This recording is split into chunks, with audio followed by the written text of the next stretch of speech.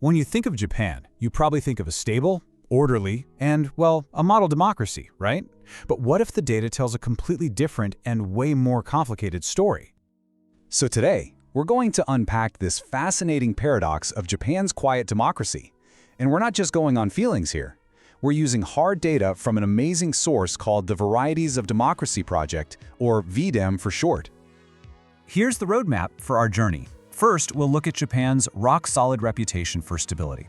Then, we're going to expose some invisible cracks hiding just beneath the surface. After that, we'll run a really interesting stress test. What if Japan got its first female prime minister?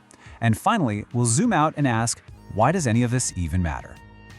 Okay, let's start with the image that most of us have of Japan, a super stable, highly functional democracy.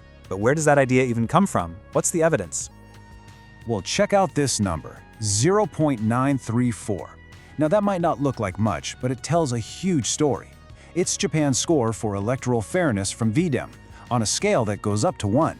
I mean, that is truly world-class. It shows that the actual machinery of their democracy is incredibly solid. So the system itself is just rock solid. There's an extremely low risk of things like bribery or fraud. The elections are seen as totally legitimate. You have a real rule of law and courts that can, at least in theory, put a check on government power. You know, on paper, it's pretty much a model system.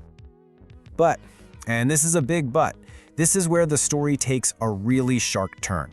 Because underneath that stable, shiny surface, the data reveals some deep, almost invisible cracks. Let's take a look. Now remember that near-perfect score for fair elections? Hold that in your head and look at this number, 0.526. This is Japan's score for citizen participation. What a contrast. This is a massive red flag. It kind of suggests that while the hardware for democracy is there, the people aren't really logging on, beyond just casting a ballot.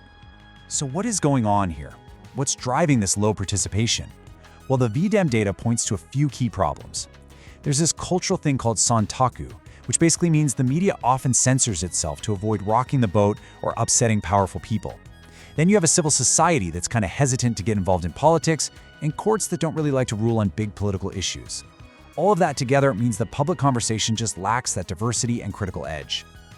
And just to put this into perspective, let's look at Japan next to a few other countries. Compared to a democracy like Germany, Japan's scores for things like freedom of expression and the quality of public debate are way lower. It's even trailing its neighbor, South Korea, in some of these areas. And South Korea has its own set of very different challenges. And this right here is the absolute crucial point. South Korea's democracy, it's volatile, right? The scores swing like crazy depending on who's in charge. But Japan's problem is totally different. It's not some sudden crisis. It's a quiet, slow, steady erosion, a static deterioration. And in a way, that's almost more dangerous because it's so much harder to see it happening. So with this quiet erosion happening, how could you actually test the resilience of the system? Well, the source material we're looking at proposes this really compelling thought experiment. What would happen if a strong, conservative politician like Sunai Takaichi actually became Japan's very first female prime minister?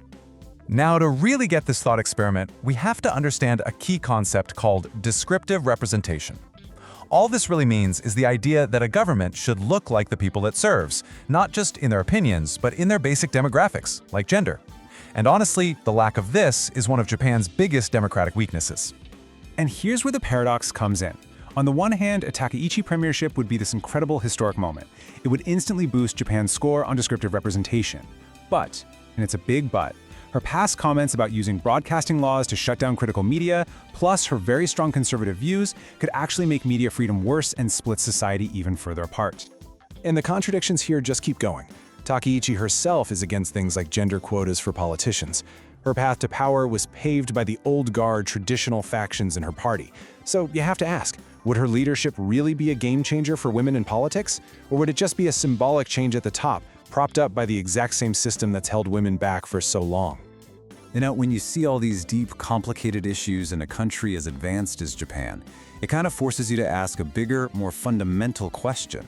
With all its flaws, why do we even bother with democracy at all? Winston Churchill famously said that democracy is the worst form of government except for all the others. And it's true. It's messy, it's inefficient, it can be frustrating. But the data consistently shows it's also the most reliable system we've got. I mean, the evidence is overwhelming. The rule of law you find in democracies creates economic stability and attracts investment.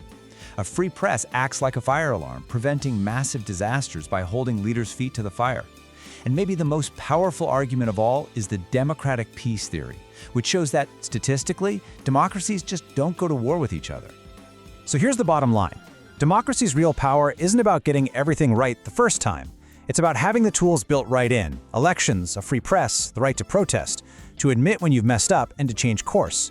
Authoritarian systems, they just don't have that error correction software. Which brings us all the way back to Japan. The data shows it has a world-class democratic system, the hardware is fantastic, but is the soul, the active participation, the tough debates, the vibrant public life, is that soul alive and well? And you know, that's a question we shouldn't just be asking about Japan. It's a question we should all be asking about our own democracies too.